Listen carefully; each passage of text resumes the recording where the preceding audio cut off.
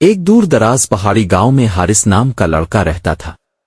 وہ اکثر پہاڑوں میں اکیلا پھرنے نکل جاتا تھا۔ لوگ کہتے تھے کہ وہاں ایک پراسرار جھیل ہے جس کے پانی میں صدیوں پرانا جادو قید ہے۔ ایک دن حارث نے فیصلہ کیا کہ وہ خود حقیقت جان کر رہے گا۔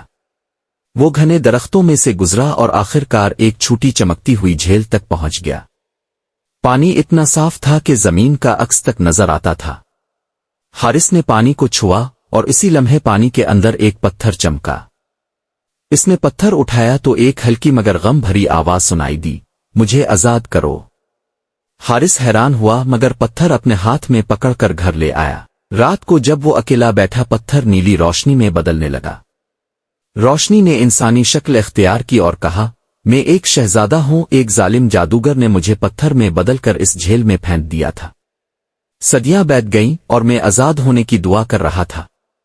حارث نے پوچھا، میں تمہاری مدد کیسے کر سکتا ہوں؟ شہزادے نے کہا، صرف ایک بہادر انسان جس کا دل خوف سے خالی ہو مجھے چھو کر آزاد کر سکتا ہے۔ حارث نے گہری سانس لی اور ڈرتے ہوئے روشنی کو چھوا۔ اچانک وادی میں روشنی کے طوفان نے ماحول بدل دیا۔ شہزادہ روشنی میں بدل کر آسمان کی طرف اڑ گیا اور ایک جادوی دروازہ کھل گیا۔ شہزادے نے کہا، حارث تم نے ایک بادشاہت بچا لی۔ جو آگے بڑھے گا دنیا اس کے لیے بدل جائے گی۔